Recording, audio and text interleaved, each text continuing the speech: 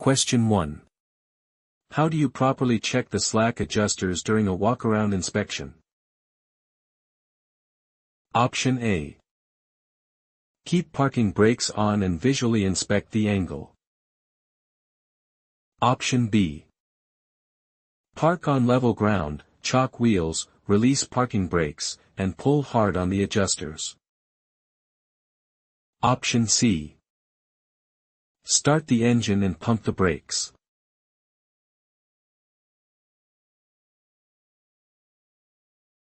The correct answer is B.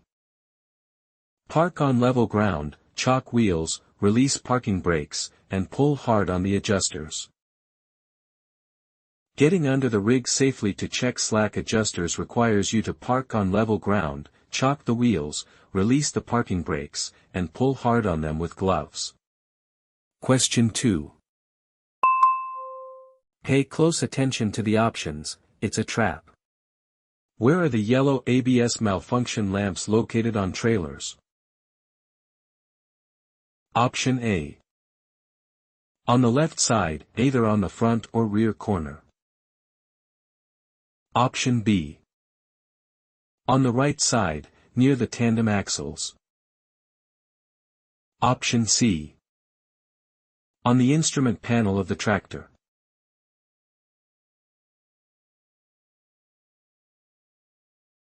The correct answer is A. On the left side, either on the front or rear corner. Doing a walk-around inspection on a trailer requires checking the left side, on the front or rear corner, for the yellow ABS malfunction lamp. Question 3. This is a tricky one. Listen to all choices carefully. Which type of commercial vehicle manufactured on or after March 1, 1998, is specifically required to feature a yellow ABS lamp on its left side? Option A. Converter dollies. Option B. Straight trucks. Option C. Transit buses.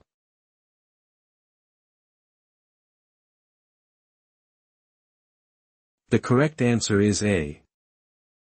Converter dollies.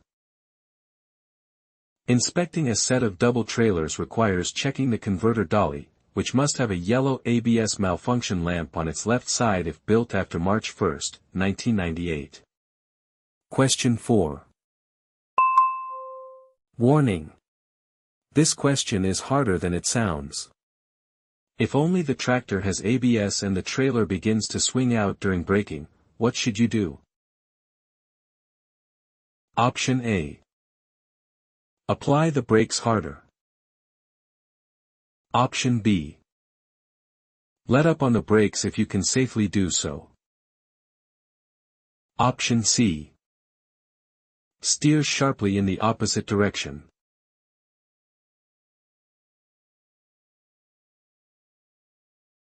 The correct answer is B. Let up on the brakes if you can safely do so.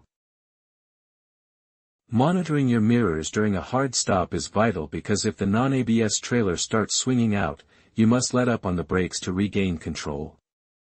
Question 5. What happens when the ABS lamp stays on after the bulb check?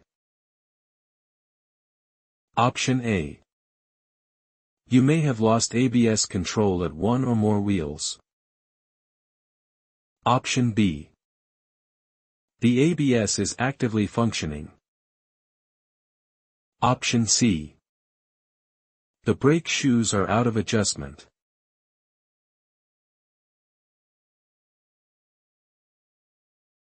The correct answer is A. You may have lost ABS control at one or more wheels. Starting your engine and noticing the ABS lamp remains illuminated indicates you may have lost anti-lock capabilities at one or more wheels. Question 6. Heads up. This next one is highly challenging. Before performing the applied leakage rate test, 4 psi/1 minute, what is the correct state of the combination vehicle's controls? Option A. Engine running, brakes released, trailer hand valve applied. Option B. Engine off, parking brakes released, foot brake fully applied. Option C. Engine off, parking brakes set, foot brake released.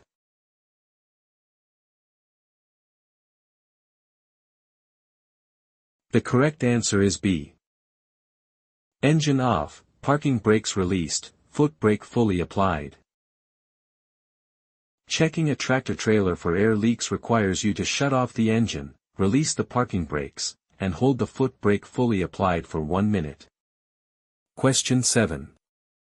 During the spring brake pop-out test on a combination vehicle, what exactly falls to the manufacturer's specification of 20 to 45 psi? Option A. The air pressure in the reservoirs. Option B. The temperature of the brake drums. Option C. The voltage of the ABS system.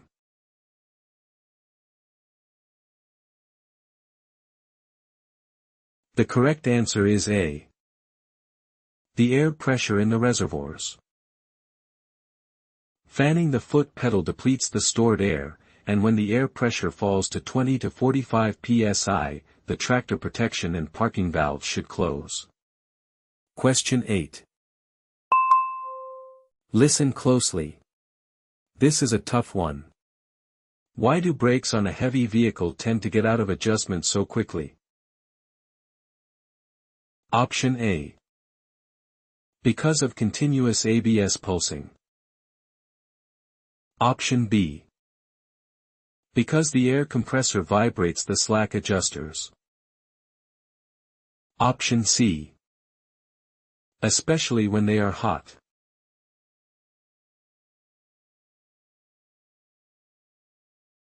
The correct answer is C. Especially when they are hot. Checking pushrod travel frequently is crucial because heavy use causes expansion, and brakes can get out of adjustment very quickly, especially when hot. Question 9. Listen carefully. This is an advanced level question. What is the likely result if an air compressor governor does not keep enough air pressure in the system? Option A. It may not provide enough air pressure for safe driving. Option B. The safety valve will blow out. Option C. The brake drums will overheat rapidly.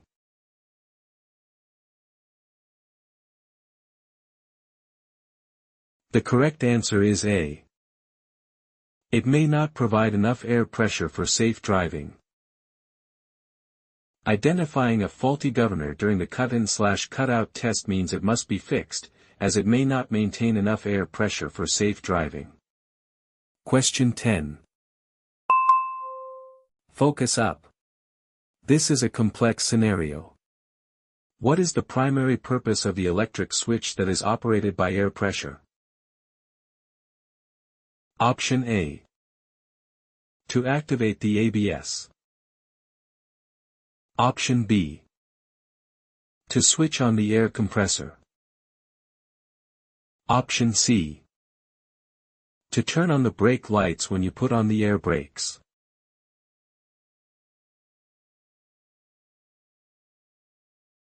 The correct answer is C. To turn on the brake lights when you put on the air brakes. Warning trailing traffic that you are slowing down is accomplished by an electric switch operated by air pressure that turns on your brake lights. Question 11. Careful driver. This is a classic trap. During the static air leakage test, engine off, what must be done with the parking brakes? Option A. They must be fully applied. Option B. They must be released, pushed in.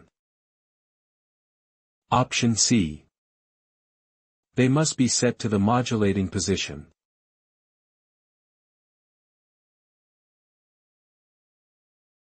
The correct answer is B. They must be released, pushed in. Timing the initial pressure drop requires the system to be open, meaning you must release the parking brakes by pushing the control knob in. Question 12.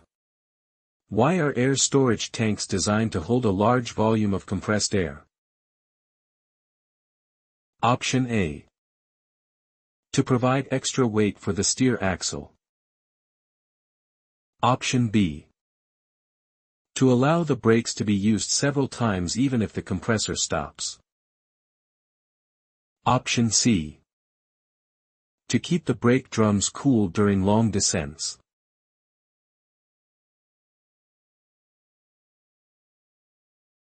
The correct answer is B. To allow the brakes to be used several times even if the compressor stops. Losing your compressor on the highway is dangerous, but the storage tanks hold enough compressed air to allow you to apply the brakes safely multiple times. Question 13. Attention driver. This question is known to be difficult. When does an automatic wig-wag rise out of the driver's view? Option A. When the engine is turned off. Option B. When the parking brakes are applied. Option C. When the pressure in the system goes above 55 psi.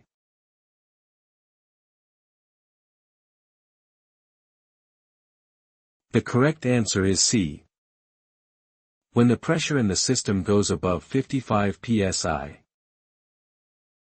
Waiting for the compressor to build air, you will see an automatic wig-wag arm rise out of view automatically once pressure safely exceeds 55 psi.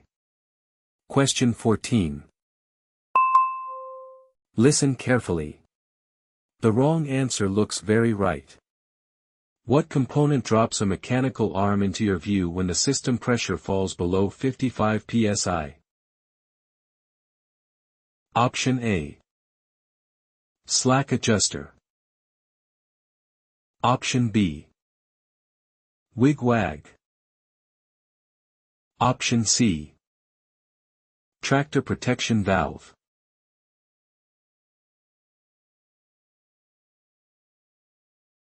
The correct answer is B. Wig-wag.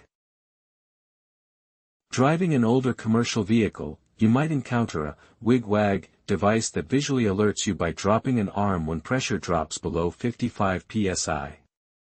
Question 15. Heads up. This is one of the hardest questions on the test. In a wedge brake system, what pushes the wedge directly between the ends of the two brake shoes? Option A. S-cam. Option B. Brake chamber push rod. Option C. Power screw.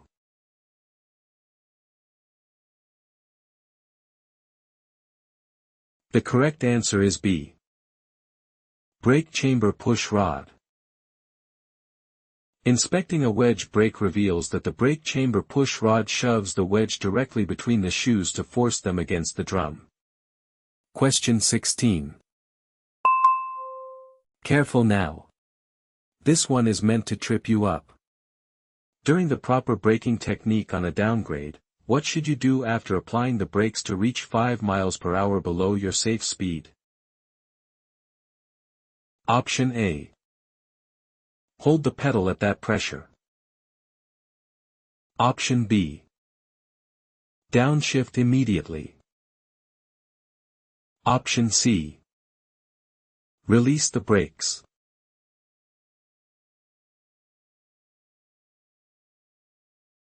The correct answer is C. Release the brakes. Descending a mountain safely requires applying the brakes until you are 5 miles per hour below your safe speed, and then you must release the brakes completely. Question 17. When performing a 5 miles per hour service brake test, what should you use to apply the brakes? Option A. The parking brake knob. Option B. The trailer hand valve.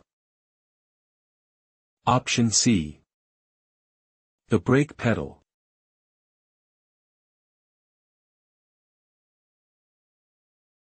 The correct answer is C. The brake pedal. Ensuring your service brakes are balanced requires moving forward slowly at 5 mph and applying the brakes firmly using the brake pedal. Question 18. When performing the governor cut-in test, how should you reduce the air tank pressure while the engine is idling? Option A. Open the manual drain valve slightly. Option B. Step on and off the brake pedal. Option C. Apply the trailer hand valve continuously.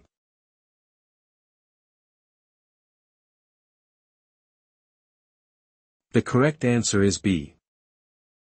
Step on and off the brake pedal. Verifying the compressor kicks back on requires you to step on and off the brake pedal to fan off pressure while the engine is idling. Question 19. Which factor is added to the total stopping distance specifically because a vehicle has air brakes? Option A. Perception distance. Option B. Reaction distance. Option C. Brake lag distance.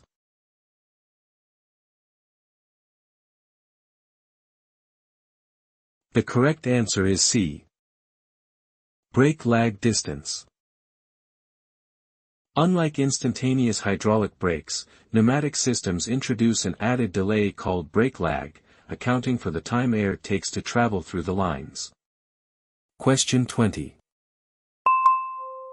Watch out! This is a known trap question.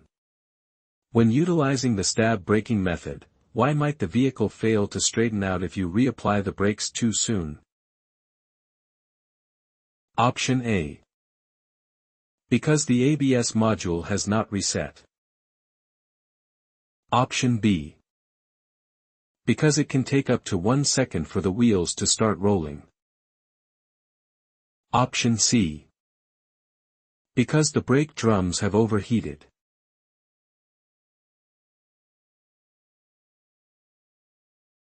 The correct answer is B. Because it can take up to 1 second for the wheels to start rolling. Pumping the brakes forcefully requires patience. If you hit the pedal again before the 1 second it takes for locked wheels to start rolling, the truck won't straighten out. Question 21. This one tries to trick you. Listen closely. When testing the applied air leakage rate on a combination vehicle, engine off, brakes fully applied, the pressure drop must not exceed. Option A. 3 psi in 1 minute. Option B. 2 psi in 1 minute. Option C. 4 psi in 1 minute.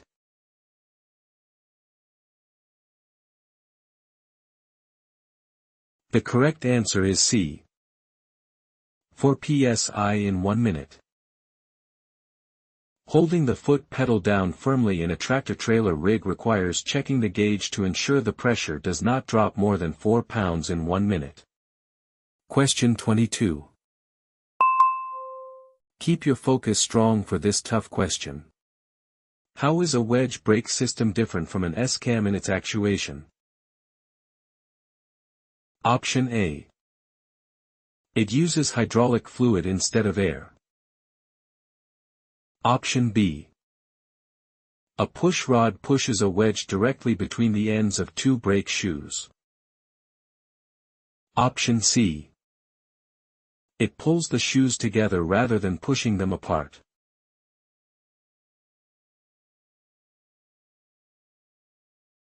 The correct answer is B. A push rod pushes a wedge directly between the ends of 2 brake shoes. Inspecting alternative foundation brakes, a wedge brake differs because the push rod shoves a wedge directly between the brake shoes to force them apart. Question 23. Pay close attention to the options, it's a trap. Which standard inspection step is replaced by the final air brake check on vehicles equipped with air brakes? Option A.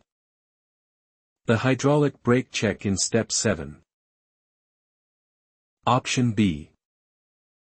The engine start in Step 3. Option C. The in-cab inspection in Step 4.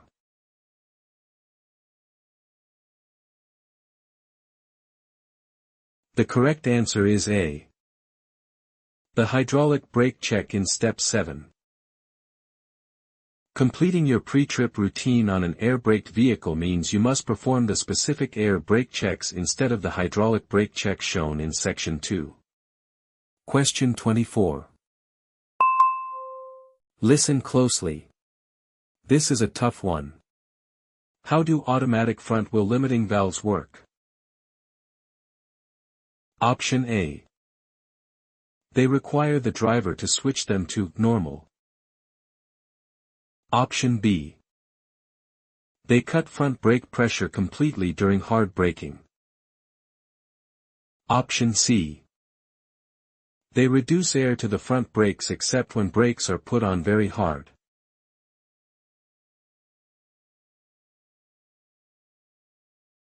The correct answer is C. They reduce air to the front brakes except when brakes are put on very hard. Driving a vehicle with automatic front wheel limiting valves means they automatically reduce air to the front brakes unless you apply 55 psi or more application pressure. Question 25. How do you test the service brakes? Option A. Pull the parking brake while moving forward. Option B. Fan the brakes until the wig-wag drops. Option C. Move forward slowly, about 5 miles per hour, and apply the brakes firmly using the brake pedal.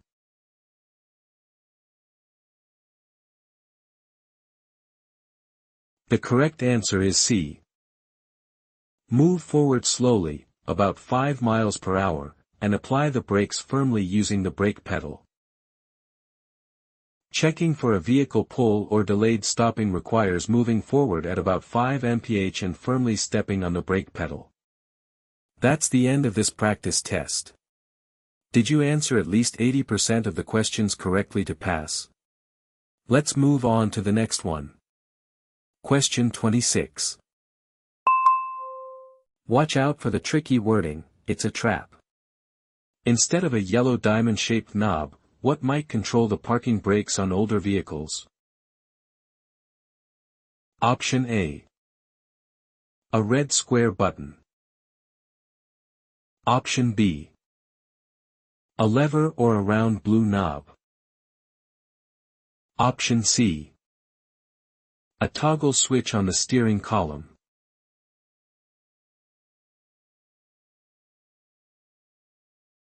The correct answer is B. A lever or a round blue knob. Climbing into the cab of a classic commercial truck, you might find the parking brakes are controlled by a lever or a round blue knob instead of modern yellow valves. Question 27. How do you properly test the low pressure warning signal? Option A. Shut engine off, leave electrical power on, and step on and off the brake pedal. Option B. Rev the engine to 1500 RPMs while pulling the parking brake. Option C. Drain the air tanks manually from the outside.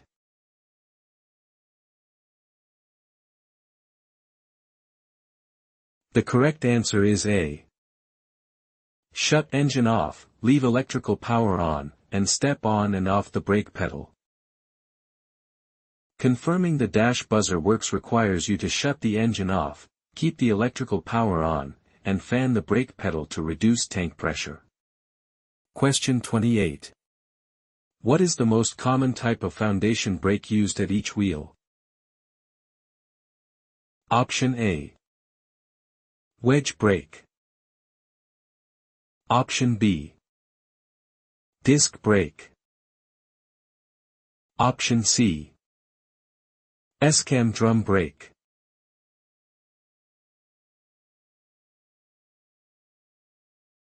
The correct answer is C. S-cam drum brake. Inspecting the wheel ends of most commercial vehicles reveals the S-cam drum brake, which is the most widely utilized foundation brake in the industry. Question 29. Watch out! This is a known trap question. If you increase application pressure to hold the same speed, what is likely happening? Option A. Your air compressor is failing. Option B. Your brakes are fading. Option C. Your ABS is engaging.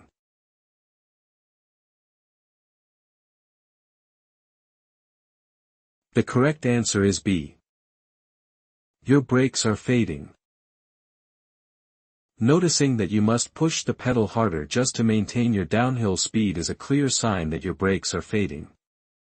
Question 30. In an S-cam drum brake, what forces the brake shoes away from each other and presses them against the inside of the drum? Option A. The slack adjuster. Option B. The return spring. Option C. The S-cam.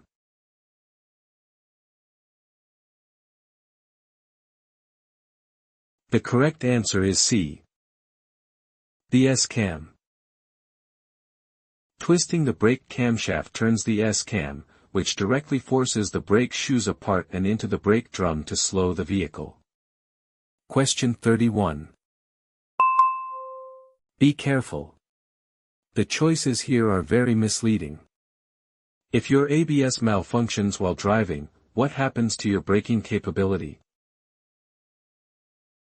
Option A. You still have normal brake functions. Option B. You lose all braking and must rely on spring brakes. Option C. Your brakes will lock up automatically.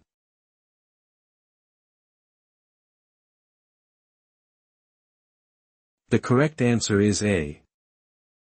You still have normal brake functions. Encountering a yellow ABS malfunction lamp means you should drive and brake normally, as the standard air brakes remain fully operational even if the anti-lock feature fails. Question 32. This one tries to trick you. Listen closely. When using the proper braking technique on a downgrade, how often should you repeat the snub braking cycle? Option A. Only twice per descent. Option B. As often as necessary until you have reached the end of the downgrade. Option C.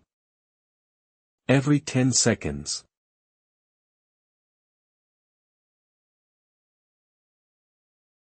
The correct answer is B. As often as necessary until you have reached the end of the downgrade. Managing your speed downhill requires you to brake to 5 miles per hour below your safe speed, release, and repeat this as often as necessary until the grade ends. Question 33. Watch out!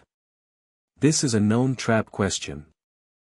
When testing the applied air leakage rate on a combination vehicle, engine off, brakes fully applied, the pressure drop must not exceed.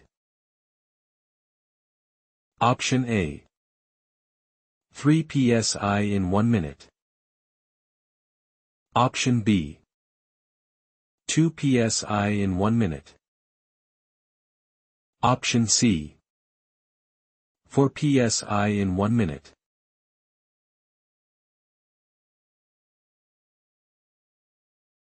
The correct answer is C. 4 psi in 1 minute. Holding the foot pedal down firmly in a tractor-trailer rig requires checking the gauge to ensure the pressure does not drop more than 4 pounds in 1 minute. Question 34. Listen closely. This is a tough one. In a single air system, pre-1975, what is the typical requirement for pressure buildup? Option A. 50 to 90 psi within 3 minutes at idle speed. Option B. 85 to 100 psi within 45 seconds. Option C. 100 to 125 psi within 1 minute.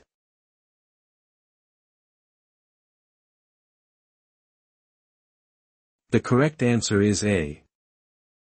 50 to 90 psi within 3 minutes at idle speed. Testing an older vehicle with a single air system requires checking that pressure builds from 50 to 90 psi within 3 minutes while the engine is idling. Question 35.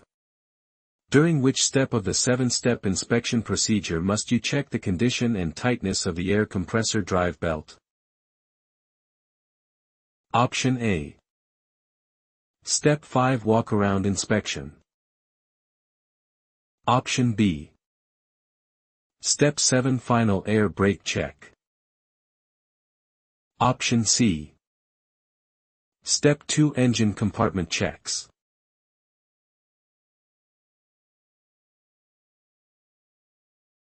The correct answer is C.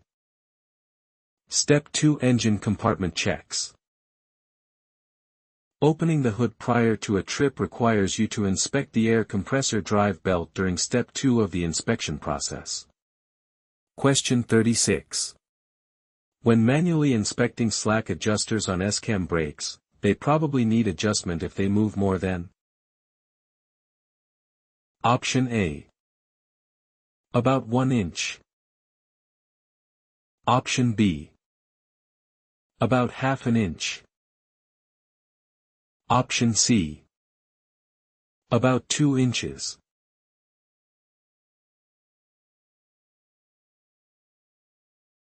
The correct answer is A. About 1 inch. Pulling hard on each slack adjuster with gloves during a walk-around inspection will reveal if it requires maintenance by moving more than about 1 inch. Question 37. Listen carefully. The wrong answer looks very right. If air pressure does not build up fast enough during the rate of buildup test, what is the primary risk? Option A. The brakes will apply too forcefully. Option B. Your pressure may drop too low during driving, requiring an emergency stop. Option C. The governor will stick in the open position.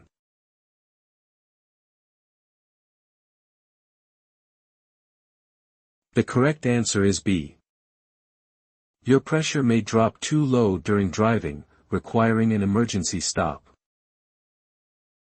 Failing the 85 to 100 psi in 45 seconds timing test is dangerous because slow buildup means pressure may drop too low while driving, causing an emergency stop. Question 38. Take your time with this one, it's difficult. If one air system in a dual air brake setup is very low on pressure, what is the immediate operational result? Option A. The air compressor will overheat. Option B. Either the front or rear brakes will not be operating fully. Option C. The trailer brakes will automatically lock.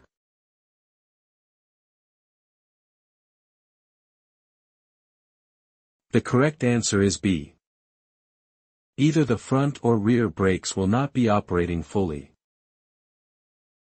Driving with a depleted primary circuit means either the front or the rear brakes will not operate fully, meaning it will take you longer to stop. Question 39.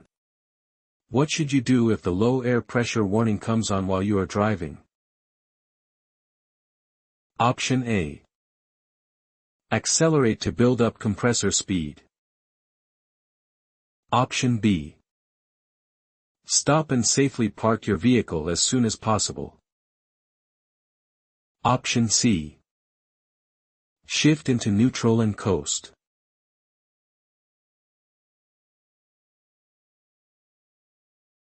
The correct answer is B. Stop and safely park your vehicle as soon as possible. Hearing the low air buzzer on the highway means you must safely park your vehicle right away while you still have enough air in the tanks to use the foot brakes. Question 40. This one tries to trick you. Listen closely. What primarily determines the amount of heat a brake drum can take without sustaining damage? Option A. The brand of brake fluid used. Option B. How hard and how long the brakes are used. Option C. The ambient outside temperature.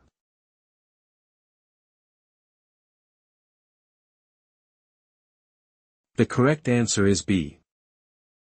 How hard and how long the brakes are used.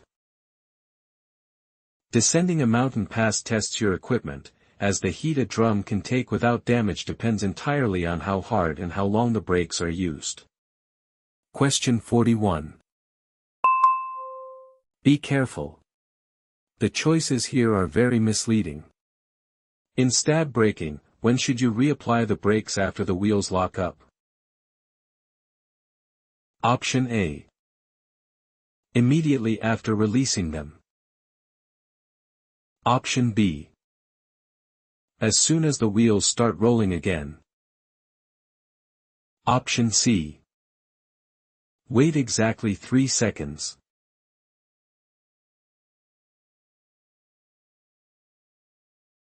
The correct answer is B. As soon as the wheels start rolling again. Executing a stab braking maneuver requires releasing the brakes when they lock and waiting for the wheels to start rolling before hitting the brakes fully again to keep the vehicle straight.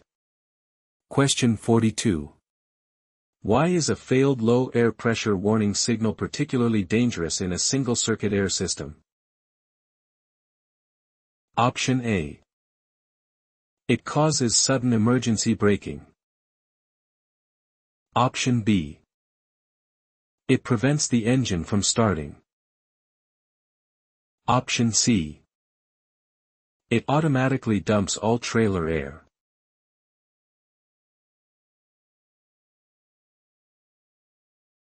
The correct answer is A. It causes sudden emergency braking. Driving an older truck with a broken warning buzzer is extremely risky because losing air pressure without knowing could cause sudden emergency braking. Question 43. Get ready. This one requires your full focus. What does the ABS system specifically prevent? Option A. Brake drum expansion. Option B. Will lock up during hard brake applications. Option C. Airline condensation.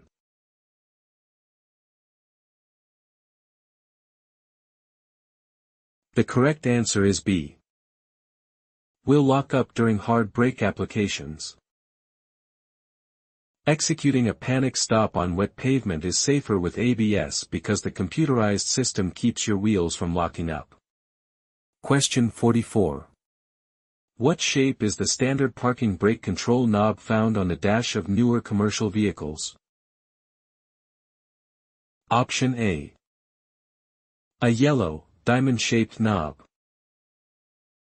Option B. A red octagonal knob. Option C. A round blue knob.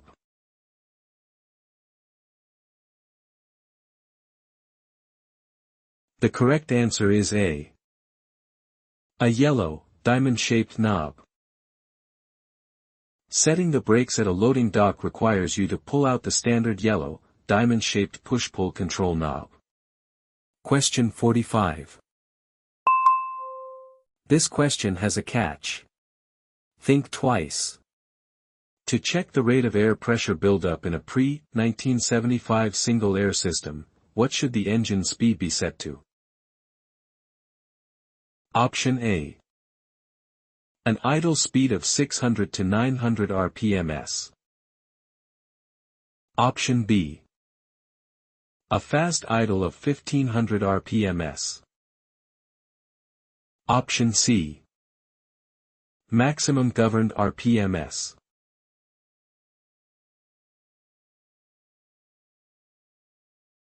The correct answer is A.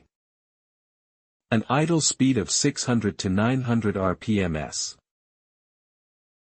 Testing an older truck's single-circuit buildup requires monitoring the gauge from 50 to 90 psi while keeping the engine at an idle speed of 600 to 900 rpms.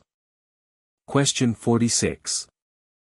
How does driving a tractor-trailer combination with ABS alter your normal braking procedures?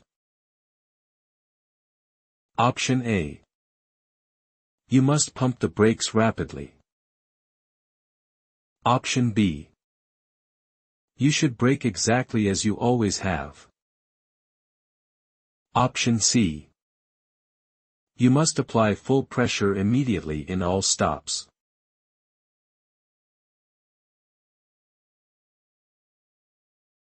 The correct answer is B. You should brake exactly as you always have. Transitioning to a modern ABS-equipped rig does not change basic driving technique. You should brake as you always have, using only necessary force. Question 47. When considering the reaction time of different braking systems, how do hydraulic brakes respond when the pedal is pressed? Option A. They take a half second to actuate. Option B. They work instantly. Option C. They engage the rear wheels first.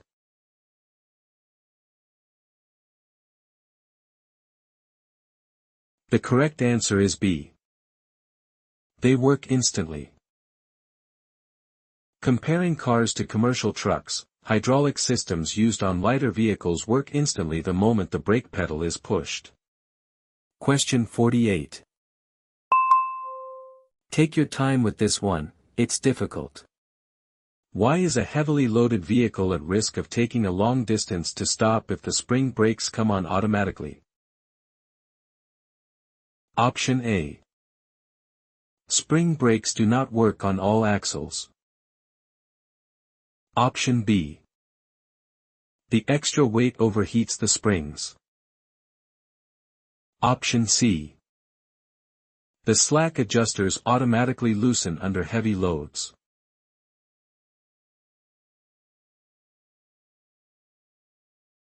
The correct answer is A.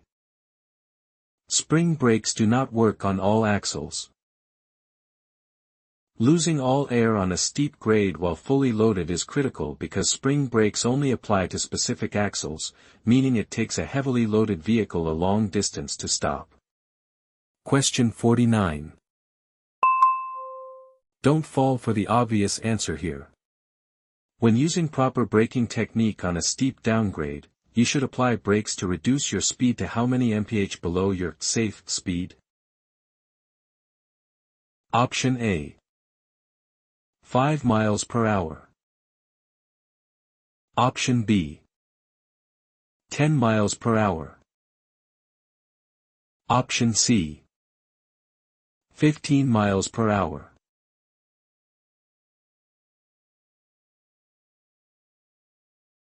The correct answer is A. 5 miles per hour. Navigating a mountain descent requires supplementing engine braking by applying the foot pedal until you reach 5 mph below your designated safe speed, then releasing. Question 50. What is the most common problem found in roadside inspections? Option A. Low tire pressure. Option B. Broken leaf springs. Option C. Out of adjustment brakes.